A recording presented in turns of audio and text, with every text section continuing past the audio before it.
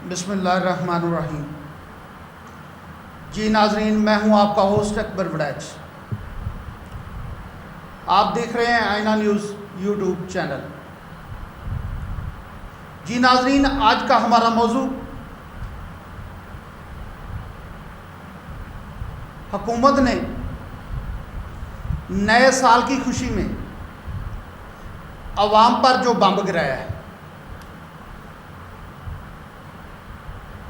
किस चीज़ का बम? Atom missile नहीं, कोई गौरी मिसाइल नहीं, पेट्रोल बम। दुनिया तो पहले ही सताई हुई सी, गरीब आदमी तो पहले ही बहुत परेशान सी। फी लीटर पेट्रोल 8 रुपये कुछ पैसे हुकूमत ने पेट्रोल दे विच इजाफा किया और डीजल दे विच भी इस तरह ही किया। और जो इन्हें वापस लेना है कि असी पेट्रोल की कीमत घट करते हैं, कम कर देने हैं, उदों 2 रुपये 3 रुपये 1 रुपया। और जो इन्होंने पेट्रोल का बंब आवाम ते सुटना है, उदों 10 रुपये 15 रुपये, हुण 8 रुपये सुटे। क्योंकि साडा नवा साल यकम मुहर्रम तो शुरू होता है, इस्लामी साल जिहड़ा है। और इन्हें सोचा कि इस्लामी साल दे नाल अपनी आवाम नूं खुशखबरी सुनाइए, अपनी आवाम नूं सहूलत दईए। अज साडे स्टूडियो च मौजूद ने सीनियर तजिया नगार चौधरी अकराम गुज्जर साहब। उन्होंने को पुछते हैं, अकराम गुज्जर साहब ज़रा दसियो कि आवाम का इस टाइम की रद्द अमल है, की सूरत हाल है? जी अस्सलाम वालेकुम जनाब, आईना न्यूज़ की तरफ से अली अकबर वड़ैच साहब, शुक्रिया जनाब। हुकूमत ने पेट्रोल महंगा किया लेकिन सस्ता करना चाहिए, गरीबों को पीस दिया। इससे पेट्रोल से नुकसान, ये किराए बढ़ेंगे। और भी बहुत चीज़ें ऐसी हैं जो पेट्रोल की वजह से चलती है, वो भी बढ़ेगी।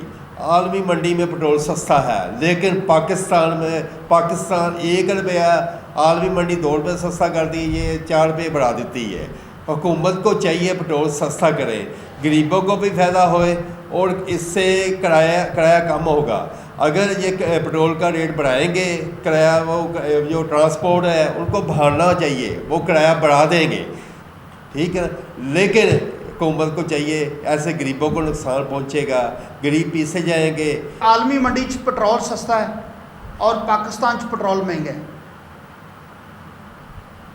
और दूसरी गल कि जो पेट्रोल महंगा होएगा तो पाकिस्तान दे विच बहुत सारिया चीज़ां जड़ियाँ महंगाई की तरफ चल जाएंगी। सब तो बड़ी मिसाल कि ट्रांसपोर्ट है कि पेट्रोल 1 रुपया महंगा हो तो किराया 10 रुपये महंगा हो जाता है। हुण पेट्रोल 8 रुपये महंगा है तो किराया दसो किन्ने रुपये महंगा हो गया। और जो एक चीज़ महंगी हो जाती है, क्या वापस वो अपनी जगह पर आती है? क्या अपने आरटी सैकटरी साहब जड़े ने, जिहड़े साडे हुकूमत के नुमाइंदे ने, क्या वो पेट्रोल की वजह तो जिहड़ा किराया महंगा होंदा है, क्या वो सस्ता कराउण दा हक नहीं रखते? यार, इन्हों तो अपनी जेबां भरन दा हुंदा है, इन्हों आवाम दे नाल की हमदर्दी है? हुण किराया जदों वधना है, ये तुसीं गल याद रख लो मेरी, ये किराया कम नहीं होना। इस वास्ते कि साडे उत्ते हुकूमत ही नहीं है कि जिसने अमल दरामद कराउणा होवे। जदों इमरान खान की हुकूमत सी, पेट्रोल 5 रुपये 2 रुपये जिन्ने रुपये महंगा होंदा सी, ते आपोजिशन जिहड़ी मौजूदा हुकूमत है हुण साडी, ये सड़कों ते निकल आउंदी सी, एहतजाज करते सी कि इमरान खान मुल्क नूं लुट के खा गया, आलमी मंडी दे विच तेल सस्ता है तो यह महंगा करता पाया। वो यार, तुसीं भी तो उही काम करते पे हो, तुहाडे च ते इमरान खान च की फर्क है? पहले तुहाडा तमाशा हुंदा सी, अज तो 30 साल पिछे कर जरदारी मुल्क लुट के खा गया। ਜ਼ਰਦਾਰੀ ਆਉਂਦਾ ਸੀ ਯਾਰ ਨਵਾਜ਼ ਸ਼ਰੀਫ ਮੁਲਕ ਲੁੱਟ ਕੇ ਖਾ ਗਿਆ। ਤੁਸੀਂ ਦੋਨਾਂ ਘਰਾਂ ਨੇ ਜੋ ਪਾਕਿਸਤਾਨ ਦਾ ਹਾਲ ਕੀਤਾ ਹੈ, ਜੋ ਪਾਕਿਸਤਾਨ ਦਾ ਬੇੜਾ ਗਰਕ ਕੀਤਾ ਹੈ, ਇਹ ਜ਼ਿਹਨ 'ਚ ਰੱਖਿਓ ਕਿ ਤੁਹਾਨੂੰ ਵੀ ਅੱਲਾਹ ਤਾਲਾ ਨੇ ਪੁੱਛਣਾ ਹੈ। ਚਲੋ ਦੁਨੀਆ ਦੇ ਤੁਹਾਨੂੰ ਪੁੱਛਣ ਵਾਸਤੇ ਕੋਈ ਤਾਕਤ ਨਹੀਂ ਹੈ, ਪਰ ਆਖਰਤ 'ਚ ਇੱਕ ਤਾਕਤ ਹੈ। ਅਕਰਾਮ ਸਾਹਿਬ ਬਤਾਈਏਗਾ ਕਿ ਪਾਕਿਸਤਾਨ ਦੇ ਵਿੱਚ ਦੱਸਿਆ ਜਾ ਰਿਹਾ ਹੈ ਕਿ ईरान और इसराइल ਦੀ ਜਿਹੜੀ ਜੰਗ ਹੋਈ ਹੈ ਉਹਦੀ ਵਜ੍ਹਾ ਤੋਂ ਪੈਟਰੋਲ ਮਹਿੰਗਾ ਹੈ। लेकिन ये तो बहाना ढूंढ रहे हो, उसकी वजह से महंगा नहीं हो सकता।